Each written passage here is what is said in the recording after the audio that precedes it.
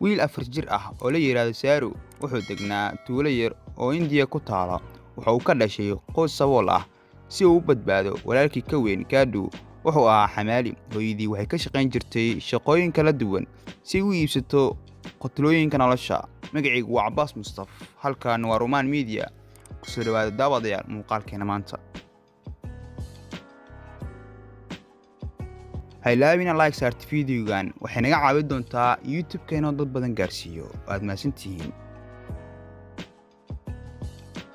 maalin maalmaha ka mid ah hooyadii waxay ku khasbanaatay inay ka shaqayso habeenkii oo dhan iyo walaalkii ka weynaa Gadu wuxuu in yar seexiyay Saru si diyaar ugu noqdo shaqadiisa habeenkii. Laakiin sheekadan hal daqiiqo kaliya ayaa soo ragaal celisay wax walba. Waxay ahayd maalin nasiib daran. wiilkii yaraa muusan rabin inuu seexdo, wuxuuna aad uga baqay inuu kaligiis ahaado. wuxuu codsaday walaalkii ka weynaa inuu u raaco shaqadiisa maadaama Gadu ay tahay inuu u degdego shaqadiisa. xaqiiqdii ma uusan doonaynin in walaalkiis ka yar kaxaysto. Si kastaba ha noqotee wuu ogolaaday. wuxuu saaray wiilka ka yar afka hore baaskiilka. waxa uu maleynayay in dhowr saacadood gudahooda oo ku dhammayn doono shaqadiisa ku soo laaban doonaan guriga si hooyadii aysan u ogaanin. Saru ayaa wuxuu fadhiistay kursiga keedka daqiiqada yar kadib. Gadu wuxuu u orday dhanka booskiisa. wiilkii waa uu cidlooday. waxa uu jeclaaday inuu fuulo mid ka mid ah tareenka maadaama uu hore u daanaa. isla markiiba wuxuu seexday gudaha tareenka. 4 sano jirkii Saru wuxuu toosay oo kaliya markii tareenku bilaabay inuu dhaqaaqo, mana uusan garanaynin halka uu ku jahan yahay tareenka. muddo 2 maalmood ay u socday tareenka, wax alaab ah ma jirin. ugu dambeyn wuxuu joogsaday magaalada Calcutta. waxay ahayd dhinac gebi ahaanba ka duwan deegaankiisa, magaalo cadiidi ah oo aad uga duwneed magaaladiisa deegaan ee xasilooneed. wiilkii yaraa waxaa ku dhacay jahwareer. Saru wax aqoon ah uma uusan lahayn halka uu joogo iyo waxay tahay inuu sameeyo. sidee ayuu u raadin doonaa gurigiisa? dadka ka ganacsado jidadka waxay ku mashquuleen shaqooyinkooda uma aysan bixinin wax jawaab. waxay ahayd wax iska caadi ah inay ku arkaan dhaawarshadayaasha wadooyinka. maalinkii wiilkii yaraa wuxuu ku wareegay wadooyinka asigoo yaaban. habeenkii waxa uu ku hoyan jiray meel kastoo kari karo. Saru ayaa ku noolaa xaaladan muddo 2 maalmood. waxaan u malaynayaa inaadan u baahnayn in lagu sheego waxay ku sameynayaan carruurta homelesska. hamar alle markii uu u imaaday koox carruur ah oo sidaas oo kale ayaa waxaa dhacday in hal habeen carruurtii oo dhan la kaxaysto. waxa uu si fudud u warwareegay wadooyinka magaalada weyn. maalin maalmaha ka mid ah mar uu u daalay, gaajo iyo daciifnimo ka muuqato oo u fadhiistay meel u dhow wadada ka soo horjeedo maqaayad ku taalo. waxaa ku aadneed wiilkii yaraa dariishad. wuxuu ka dhex arkay in dhalinyaro ah oo qadeynayo maqaayadda. wiilkii yaraa waxa uu bilaabay inuu niyeysto gaajo darteed asigoo booskiisa iska fiirinayo. gacmihiisa ayuu afka geliyey asigoo iska dhigayo roox wax cunay.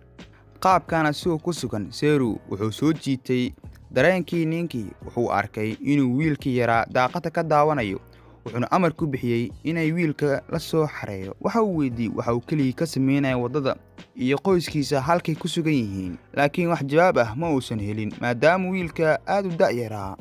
sidaas darteed ninka waxa uu u kaxeeyey wiilkii yaraa xarunta caawinta agoonta.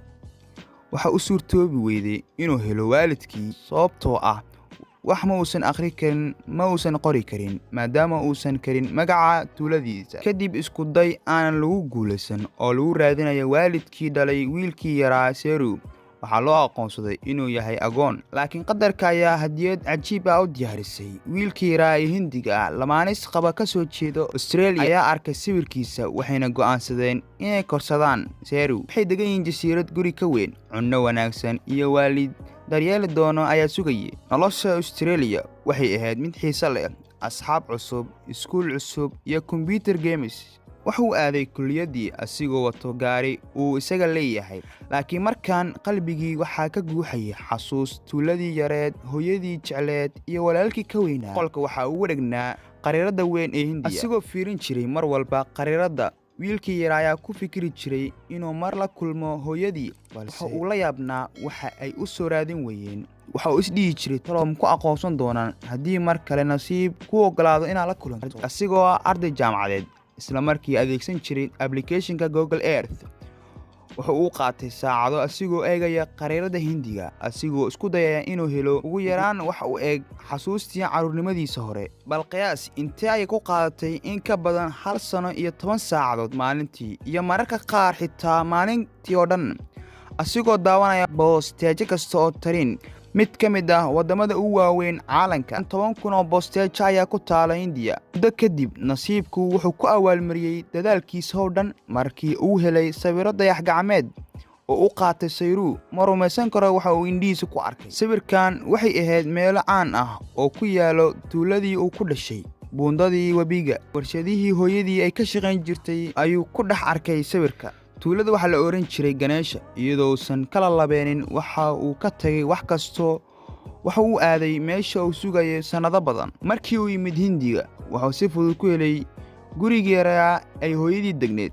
haweeney waayeel ayaa si kadis ah ugu timid oo laabta gelisay. ma uusan fahmin laakiin naagtan waxay u noqotay hooyadiisa. isla markii ay aragtay Sayru waxay isla markiiba ogaatay inuu hortaagan yahay wiilkeeda. hooyadii qalbigeeda ma qayaanayo. kulan wiil iyo hooyadii wuxuu dhacay 25 kadib laakiin naxdin kale ayaa sugaysa Sayru. waxa uu ogaaday in hal maalin ay hooyadii weyday labadii wiilba hal mar.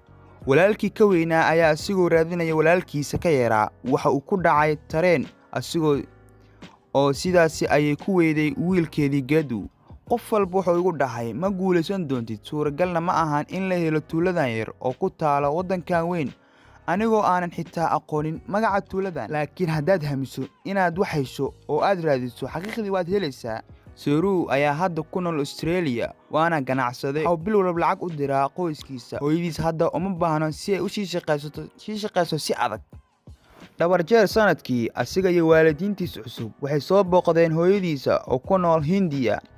hooyadiis waxay isku dayday inay ogaato halka uu ku dambeeyay wiilkeedii laakiin raadintii waxba uma horseedin. waxa kaliya ay u hartay waxa uu ahaa inay sugto rajadeedii in wiilkeedii maalin uu yimaado iyada. markii 25 sano kadib Sayru waxa uu dambeyn helay qoyskiisa nabadii qalbigii ku jirtay.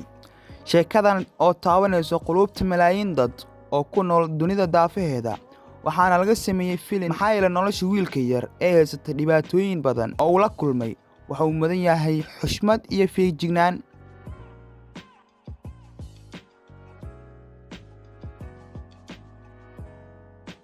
muuqaalkani halaas ayuu ku siman yahay. haddii uu muuqaalkan ku cajibiyay fadlan like saar YouTube-ka dad badan u gaarsiiyo. fadlan u soo biir oo subscribe taabo share gareey. waad mahadsantihiin.